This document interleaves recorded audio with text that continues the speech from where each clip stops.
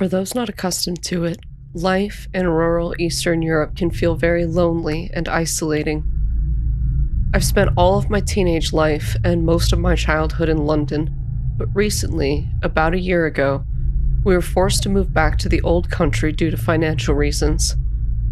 I couldn't have been older than 3 or 4 when we first transitioned to the UK, so my memories of my hometown were foggy at best.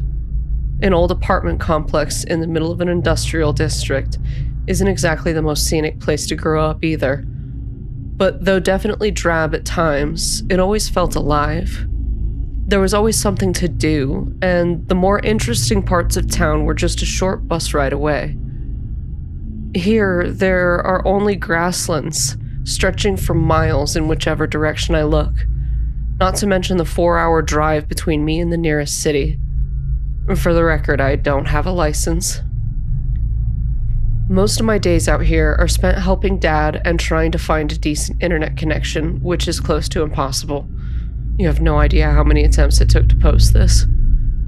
I've never been much of an extrovert, but having nobody to talk or relate to takes a toll on you.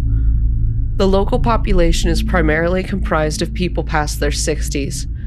The last family with a kid closer to my age had apparently moved near a decade ago, which, yeah, you can definitely see why. Unfortunately, as you've probably already guessed, boredom hasn't been the worst thing that I've had to contend with. Not even close. I remember when I first saw her. It was still technically summer at the time, so evenings were tolerable, if not exactly warm. Dad and I were taking a walk along the dirt road that connects the village to the nearest highway. He was talking about how I just needed to hold out for a few more years and that we'll be able to move again once we save enough money. The prospect of spending literal years trapped in some desolate hamlet in the middle of nowhere isn't exactly assuring, but with him getting older and Mom's disabilities, I can't just abandon them either. They are by no means perfect parents, but they've always tried their best, and I appreciate them for it. I remember looking over at my father, only to notice something in the distance past his shoulder. I strained my eyes. The gloom was far too dense to fully penetrate, but I could definitely distinguish the outline of somebody standing amidst the tall grass, towering above it. The figure was that of a woman, a very tall and lanky woman. Her proportions weren't impossible, but they were intimidating, especially coupled with the slanted stance and the fact that she just stood there, swaying like a willow in a windstorm. Dad glanced over his shoulder as well, but then just looked back at me, confused. "What is it?" he asked. I was so taken aback by the question that I didn't know how to respond.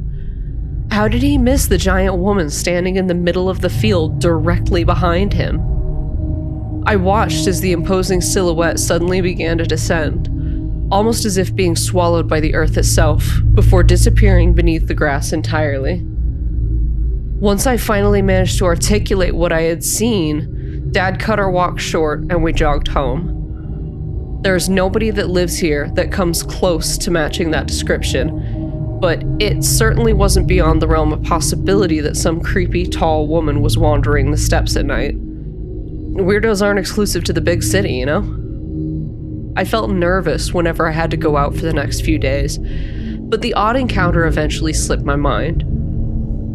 Neither of us ever told Mum, since we didn't want her to blow the whole thing out of proportion. Besides, she barely left the house anyway. I had all but forgotten about the woman in the step. That is, until about a week or so later. We were called over by an old couple that lives at the edge of town, conveniently right by that same road. The request wasn't anything out of the ordinary. One of their goats had croaked during the night. Since both of them were in their 80s, they needed our help to drag it out of the pen. We did as they asked, and were rewarded for our effort with coffee and toast. It was then that the wife said something to me that I'll never forget. I will do my best to translate it. This old coot doesn't believe me, but I swear on our grandchildren's lives that I saw someone walking down the old path before I went to bed last night. At first, I thought it could have been you, but the girl was much, much taller. Tallest woman I've ever seen. The way she walked was odd, too. Like she was hurt, limping her way down to town. Dad and I looked at each other from across the table. He chimed in on my behalf.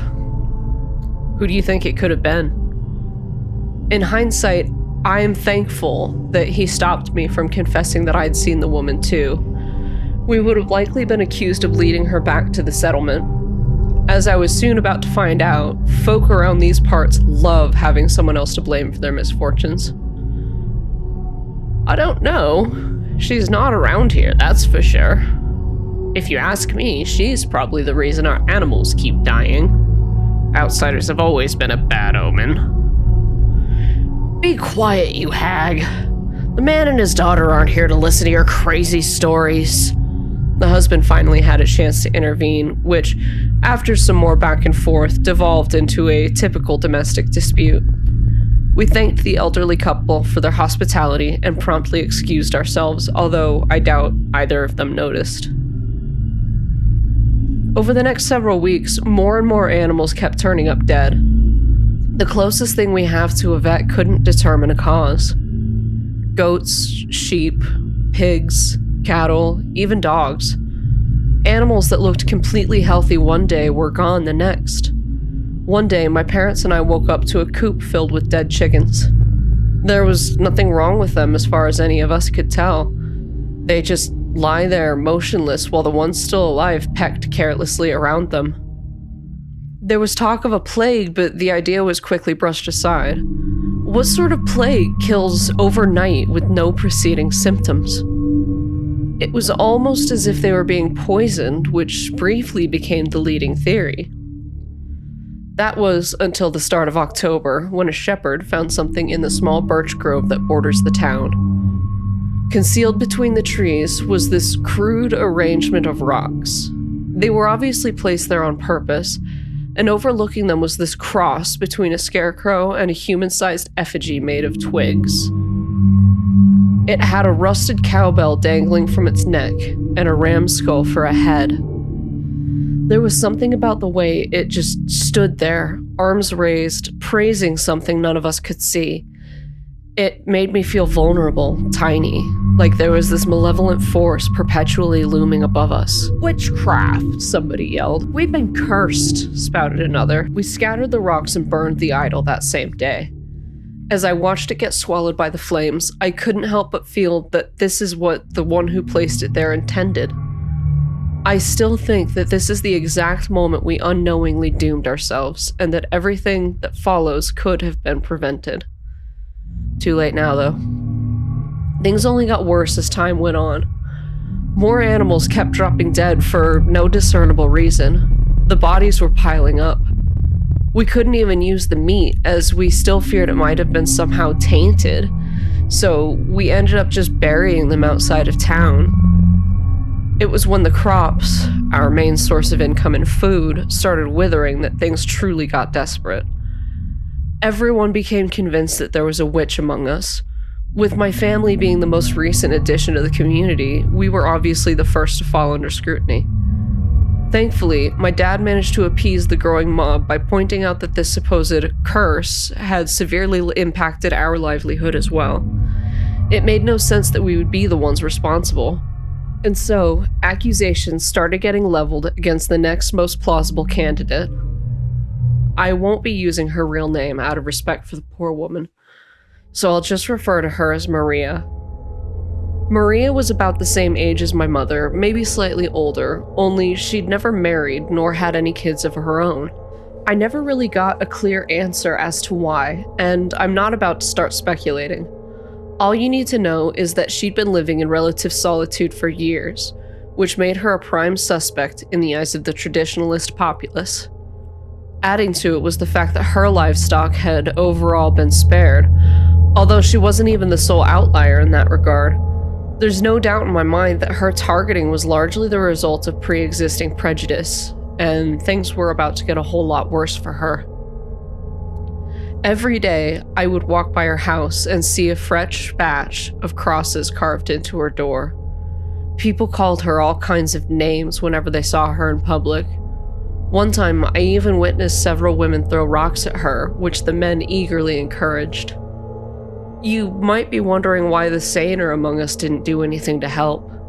The unfortunate truth is that times were already tough, and nobody wanted to risk getting themselves or their loved ones implicated by proxy.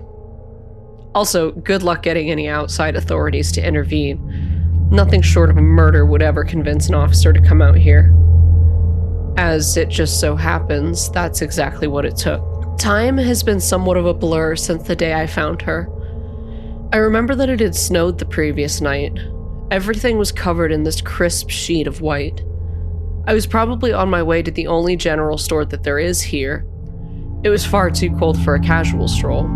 Suddenly, I heard the distinct, intermittent jingling of what sounded like a cowbell coming from somewhere nearby. As I circled past Maria's homestead, like I've always done, I saw her, displayed at the foot of her own doorstep like some perverse art exhibit. Her partially stripped body was tied to a fence post, swollen and bruised beyond recognition. Frost clung to her dark hair as it flapped in the freezing wind, obscuring disfigured features that hardly resembled a face anymore. And there it was. The same bell that we found around the idol's neck now hung from hers, attached to a hoop of rope and barbed wire, knocked about by the wind. I was so thoroughly desensitized by that point that I just turned around and went home. Didn't even tell my parents. Someone did eventually call the police, but nothing really came out of it.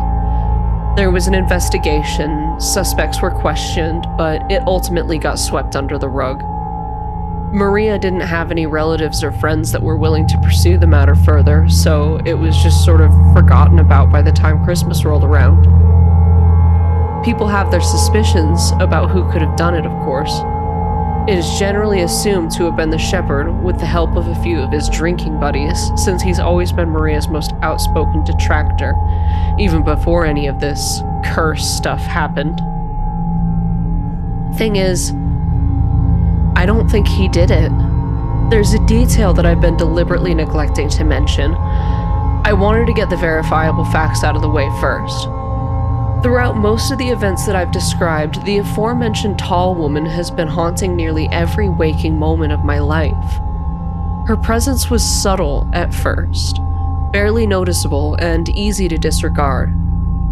Maybe I would catch something swaying ominously in the distance that I couldn't quite fully make out.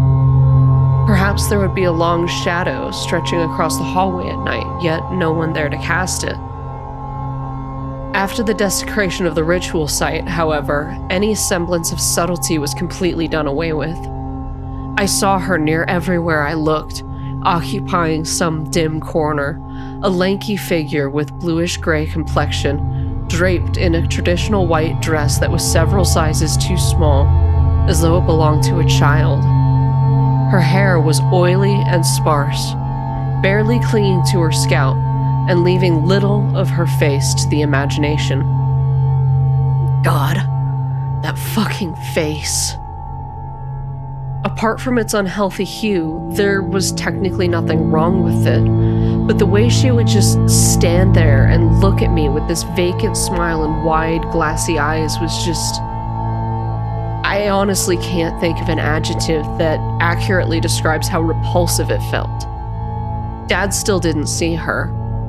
I think my mom did, but she just plain refused to acknowledge it, even if the disheveled woman was standing literally right there, looming over her.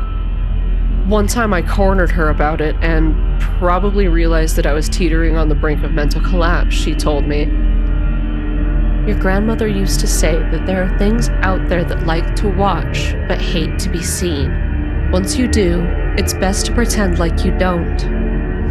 So that's what I did. I spent over 2 months pretending like the grinning entity watching us from across the room wasn't there. Like its emaciated frame wasn't the first thing that I would see whenever I stepped through that door. I wouldn't go so far as to say I got used to it. Trying to go to sleep with that thing's silhouette propped against the opposite wall never got easy. And keep in mind that I was dealing with this in parallel with everything else going on in town. The reason why I'm telling you this, even though I probably shouldn't, is that the tall woman suddenly stopped appearing around the house just a few days prior to me stumbling across Maria's body. Last week, another murder was reported. The goat herder's wife was found in much the same state, with her battered remains tied to a tree directly outside their home and a cowbell dangling from her neck. I have a feeling she won't be the last one. So, let's summarize, shall we? I'm a teenage girl, trapped in the middle of bumfuck nowhere with a homicidal ghost bitch that exclusively preys on women, and may or may not be connected to the curse that's progressively decimating our livelihood. I have next to no access to the outside world, and the police can't be ours to help. Fuck my life. Hey friends, thank you so much for listening. This has been a no-sleep Reddit story by Red Hot Owl, titled, "There's Something Haunting the Eastern European Countryside. Don't Let It See You." There's a link to the original story down in the description. Please be sure to give the author support. I couldn't do this part of my YouTube channel without all the guys, gals, and non-binary pals out there who are putting their stuff out and just really putting it up for everybody's enjoyment, not for profit. Don't forget to like and subscribe to my channel. It's the best way that I can grow as a creator and start just doing more with what I've been doing. And please don't forget to give me feedback if you heard anything that you particularly liked or that I need to work on. I really appreciate anybody letting me know what I need to improve. It's the only way that I can improve. The author of another story, I Whistled at the Northern Lights, which I'll be releasing within the next week or so, asked me to boost an organization called Native Women's Wilderness. It's a movement dedicated to finding and bringing justice to missing Native women and girls and Two-Spirit people. The statistic of them disappearing and being found murdered is not reported accurately in the Department of Justice. So this is an initiative to correct that. And I thought, given the theme of this story being women disappearing, or rather being murdered, that I would promote it here as well. So that website will also be down in the description. Please give some support, and thank you again for joining me. Like I said before, keep an eye out for when I'll post I Whistled at the Northern Lights, another Reddit no sleep story. Have a fantastic day, everybody. Thanks again.